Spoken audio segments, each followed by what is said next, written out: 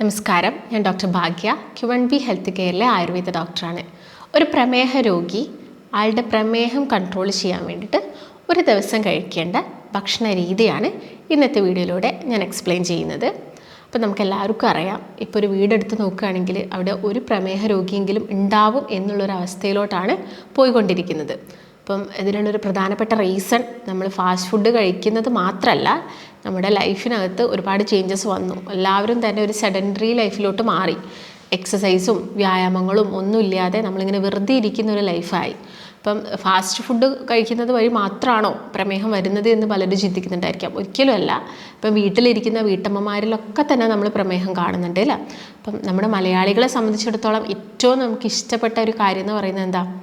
കൂടുതലായിട്ടും അരി കൊണ്ടുള്ള, അല്ലെങ്കിൽ അരി കൊണ്ടുള്ളതെന്ന് ഉദ്ദേശിക്കുന്നത് ചോറ് മാത്രമല്ല. അപ്പോൾ നമ്മുടെ വീടുകളിൽ രാവിലെ ബ്രേക്ക്ഫാസ്റ്റായിട്ട് പുട്ട്, പത്തിരി അങ്ങനെയുള്ള ഐറ്റംസാണ് കൂടുതൽ ഉണ്ടാക്കുന്നത്. അപ്പം അങ്ങനെയുള്ള ഭക്ഷണങ്ങൾ കൂടുതൽ കഴിക്കാനാണ് നമ്മളെ മലയാളികൾ കൂടുതലും താല്പര്യപ്പെടുന്നത്. അതുകൊണ്ട് തന്നെ ഇന്ന് മലയാളികൾക്ക് തന്നെയാണ് ഏറ്റവും കൂടുതൽ പ്രമേഹ രോഗവും കാണുന്നത്. അപ്പോൾ നമുക്കിത് കൺട്രോൾ ചെയ്യാൻ എന്തൊക്കെ കാര്യങ്ങൾ ചെയ്യണം? അപ്പോൾ ചിലപ്പോൾ നിങ്ങൾ മെഡിക്കേഷൻസ് ഒക്കെ തുടങ്ങിയ വ്യക്തികളൊക്കെ ആണെങ്കിലും നിങ്ങൾക്കും ഡയറ്റ് ഫോളോ ചെയ്യാം. ഡയറ്റ് ഫോളോ ചെയ്യുന്നതുകൊണ്ട് യാതൊരു പ്രശ്നവുമില്ല. ചിലപ്പോൾ നിങ്ങൾ എല്ലാ ഡോക്ടേഴ്സും നിങ്ങൾ ഡയറ്റ് എടുക്കണം എന്നൊന്നും പറയണം എന്ന് നിർബന്ധമില്ല. അവർ ചിലപ്പോൾ മെഡിസിൻസ് മാത്രം തരുന്നവരായിരിക്കാം. പക്ഷെ അതിൻ്റെ കൂടെ ഒരു ഡയറ്റ് എടുത്തിട്ട് നമ്മൾ ആ മെഡിസിൻസിൻ്റെ അളവ് കുറയ്ക്കുന്നതൊക്കെ നല്ലൊരു കാര്യമാണ്. അപ്പം എന്ത് ചെയ്യണം? നിങ്ങളെല്ലാവരും ഒരു ഡയറ്റ് കൃത്യമായിട്ട് എടുക്കണം.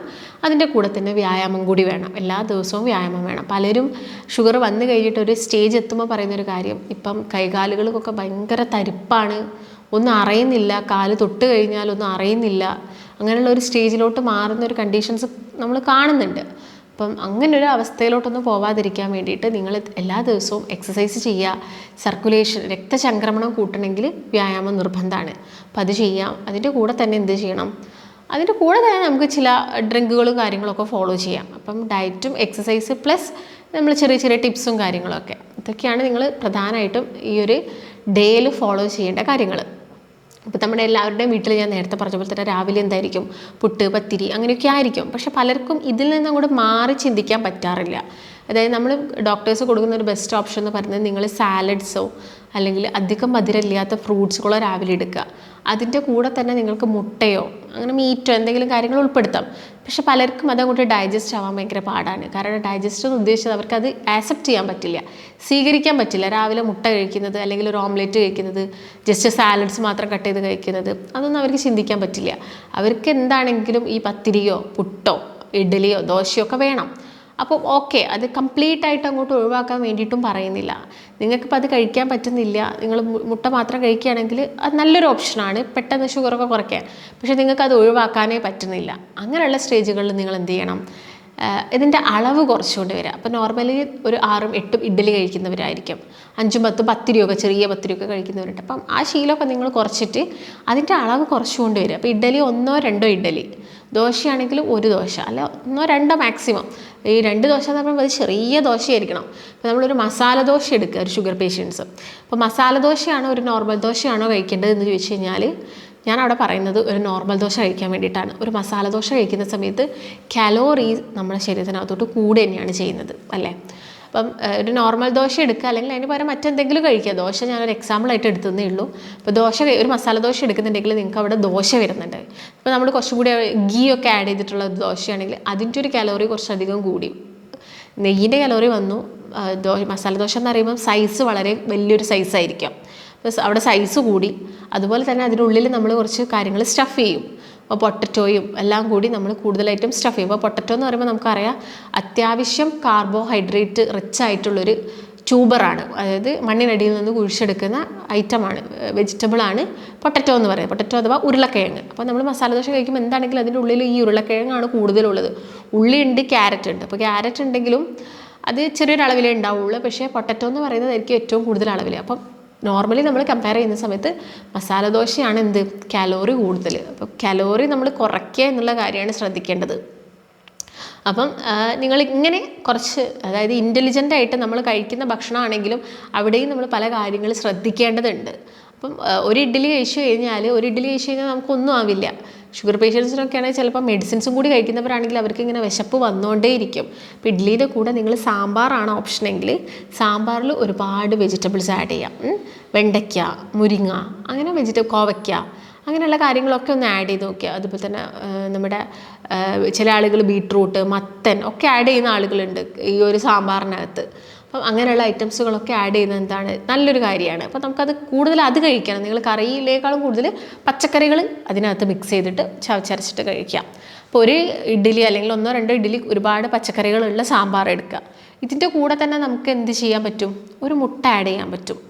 കഴിക്കുന്നത് കൊണ്ട് കുഴപ്പമില്ല. അപ്പോൾ 2 മുട്ട വേണ്ട ആവശ്യകതയില്ല, ഒരു മുട്ട മതി. ഇല്ലെങ്കിൽ ഇപ്പോൾ മുട്ട കഴിക്കുന്നില്ലെങ്കിൽ എന്തെങ്കിലും സാലഡ്സ്, കുക്കുംബറോ അങ്ങനെ എന്തെങ്കിലും കട്ട് ചെയ്തിട്ട് സൈഡിൽ വയ്ക്കുക. അത് നല്ലൊരു ഓപ്ഷനാണ്. ഇപ്പോൾ ഫ്രൂട്ട്സൊക്കെ ആണെങ്കിലും അധികം മധുരമില്ലാത്തൊരു ഇളം മധുരത്തിലുള്ള ഫ്രൂട്ട്സുകൾ ഇതിൻ്റെ കൂടെ സൈഡായിട്ട് വയ്ക്കാം. അപ്പോൾ നമ്മളെ പ്ലേറ്റ് എന്ന് പറയുന്നത് അത്യാവശ്യം ഓൾമോസ്റ്റ് ഫുള്ളാണ്. അപ്പം നിങ്ങൾ ഈ പുട്ടൊക്കെ ആണെങ്കിലും കംപ്ലീറ്റ് അരീൻ്റെ പുട്ട് തന്നെ കഴിക്കണം നിർബന്ധമില്ല. നമുക്ക് റാഗീൻ്റെ പുട്ട് ഒരു ദിവസം എടുക്കാം, മില്ലറ്റ് പുട്ട് എടുക്കാം ഒരു ദിവസം, അതൊക്കെ ഓപ്ഷനാണ്. ഓട്സ് എന്ന് പറയുമ്പോൾ നല്ല വലിയ സൈസിലുള്ള മൾട്ടിഗ്രെയിൻ ഓട്സുകളുണ്ട്, അല്ലെങ്കിൽ റോൾഡ് ഓട്സുകളുണ്ട്. അത് മേടിച്ചിട്ട് അത് പൊടിച്ചിട്ട് പുട്ടോ പത്തിരിയോ അങ്ങനെയൊക്കെ ഉണ്ടാക്കി കഴിക്കുക. അപ്പം അത് നല്ലൊരു ഓപ്ഷനാണ്. പിന്നെ ഈ ഒരു ഷുഗർ പേഷ്യൻസിനെ സംബന്ധിച്ചിടത്തോളം ഒരുപാട് ഫുഡ് കഴിക്കുന്നതിന് പകരം ഇടവേളകളിലായിട്ട് നിങ്ങൾ ചെറിയ അളവിൽ ഫുഡ് കഴിക്കാം. അപ്പോൾ നമ്മുടെ ആ ഒരു ആക്റ്റീവ് അല്ലാതിരിക്കുന്ന ഇൻസുലിനെ ആക്ടിവേറ്റ് ചെയ്യാൻ വേണ്ടിയിട്ട് ഇത് ഹെൽപ്പ് ചെയ്യും. അതുകൊണ്ട് എന്ത് ചെയ്യുക, നിങ്ങൾ ഇടവേളകളിലായിട്ട് ചെറിയ അളവിൽ ഫുഡുകൾ കഴിക്കുക. അപ്പം രാവിലെ കുറച്ച് കഴിച്ച് കഴിഞ്ഞാൽ പിന്നെ ഒരു 11 o'clock ആവുന്ന സമയത്ത് എന്തെങ്കിലും ഒരു മിഡ് മീൽ അതിൻ്റെ മുൻപായിട്ട് നമുക്ക് എന്തെങ്കിലും കഴിക്കാം. ഇപ്പം നട്ട്സുകളോ അങ്ങനെ എന്തെങ്കിലും കഴിക്കില്ല, ബട്ടർ മിൽക്ക് കുടിക്കുകയോ നാരങ്ങ വെള്ളം കുടിക്കുകയോ ഒക്കെ ചെയ്യാം പഞ്ചസാര ഇടാതെ. ഉച്ചയ്ക്ക് ചോറ് ഒഴിവാക്കാൻ പറ്റാത്ത വ്യക്തികളാണെങ്കിൽ ഒരു ചെറിയൊരു കപ്പ് ചോറ് എടുക്കുക, ബ്രൗൺ റൈസ് കഴിക്കുക. ചോറ് ഒഴിവാക്കാൻ പറ്റുന്നവരാണെങ്കിൽ നമുക്ക് മീറ്റും കാര്യങ്ങളൊക്കെ ഉൾപ്പെടുത്താം, സാലഡ്സും വെജിറ്റബിൾസൊക്കെ ഉൾപ്പെടുത്താം. പിന്നെ ഒരു ഈവനിങ് ടൈമൊക്കെ ആവുന്ന സമയത്ത് എന്താ ചെയ്യേണ്ടത്, സ്നാക്സിന് പകരം നമ്മുടെ വീടുകളിൽ തന്നെ ഉണ്ടാക്കുന്ന നേന്ത്രപ്പഴം, ഹാഫ് നേന്ത്രപ്പഴം പുഴുങ്ങിയിട്ട് കഴിക്കുകയോ, അതൊക്കെയാണ് കുറച്ചും കൂടി ഒരു ഹെൽത്തി ആയിട്ടുള്ള രൂപം എന്ന് പറയുന്നത്. പിന്നെ ഒരു നൈറ്റൊക്കെ ആവുന്ന സമയത്ത് ചപ്പാത്തിയോ അല്ലെങ്കിൽ ഒരു നേരം മില്ലറ്റിൻ്റെ കഞ്ഞിയോ നമുക്ക് ഡെയിലി മാറ്റിക്കൊണ്ടിരിക്കാം. ചപ്പാത്തീൻ്റെ അകത്ത് നമുക്ക് ഒരുപാട് ഇലകളൊക്കെ ആഡ് ചെയ്തിട്ട് അല്ലെങ്കിൽ മിക്സ് ചെയ്യാം, അല്ലെങ്കിൽ ചെറുപയർ പുഴുങ്ങിയിട്ട് തേങ്ങ മിക്സ് ചെയ്തിട്ട് കഴിക്കുന്നത് ഇതൊക്കെ ഒരു നല്ല ഓപ്ഷനാണ്. അപ്പോൾ നമുക്ക് ഈ ഒരു ചപ്പാത്തി മാത്രമല്ല ഒരു രാത്രിയുള്ള ഒരു ഓപ്ഷൻ എന്ന് പറയുന്നത്. അപ്പം ആ രീതിയിൽ എന്ത് ചെയ്യുക, നിങ്ങൾ കഴിക്കാം. ഇങ്ങനെ നിങ്ങൾ ഒരു ദിവസത്തെ ഫുഡ് റൂട്ടീൻ കൊണ്ടുവരികയാണെങ്കിൽ നിങ്ങൾക്ക് നല്ല രീതിയിൽ തന്നെ എന്ത് ചെയ്യാൻ പറ്റും, ഷുഗർ കുറച്ചെടുക്കാൻ പറ്റും. എക്സസൈസും കൂടി ഉണ്ടെങ്കിൽ പിന്നെ പറയണ്ട, നമ്മൾ വിചാരിച്ച സമയത്തിനേക്കാളും പെട്ടെന്ന് തന്നെ നമ്മുടെ ഷുഗറൊക്കെ കുറയുന്നത് നിങ്ങൾക്ക് കാണാൻ സാധിക്കും. എന്നിട്ട് ഇങ്ങനെയൊന്നും ചെയ്യാൻ മടിയുള്ളവരൊക്കെയാണ് നമ്മൾ കൂടുതൽ മെഡിസിൻ ഡിപ്പെൻഡൻ്റ് ആയിട്ട് അങ്ങോട്ട് പോകുന്നത്. കാലാകാലം നമുക്കത് കഴിക്കേണ്ട ഒരു സ്റ്റേജ് വരുന്നത്. നിങ്ങൾ നല്ല ഹെൽത്തി ആയിട്ട് നിങ്ങളൊക്കെ ഒരു ബോധം വേണം, എനിക്ക് ഷുഗർ കുറയ്ക്കണം അങ്ങനെയുള്ള കാര്യങ്ങൾക്കൊക്കെ ഒരു ബോധം നമുക്ക് ഉണ്ടെങ്കിൽ നമുക്ക് ഈസി ആയിട്ട് കുറയ്ക്കാൻ പറ്റും. അപ്പോൾ നിങ്ങൾക്ക് ഒരുപാട് ബുദ്ധിമുട്ടുണ്ട്, അപ്പോൾ ഒരു പ്രോപ്പറായിട്ടൊരു ഡയറ്റ് എടുക്കാൻ അറിയില്ല, അല്ലെങ്കിൽ ഇങ്ങനെയൊക്കെ ചെയ്തിട്ടും നിങ്ങൾക്ക് ഷുഗർ കുറയുന്നില്ലെങ്കിൽ കൺസൾട്ടേഷൻ അത്യാവശ്യമായിട്ടുണ്ടെങ്കിൽ താഴെ കാണുന്ന നമ്പറിൽ കോൺടാക്റ്റ് ചെയ്യാം. മറ്റൊരു നല്ല ഹെൽത്ത് ടോപ്പിക്കുമായിട്ട് വീണ്ടും കാണാം. നന്ദി.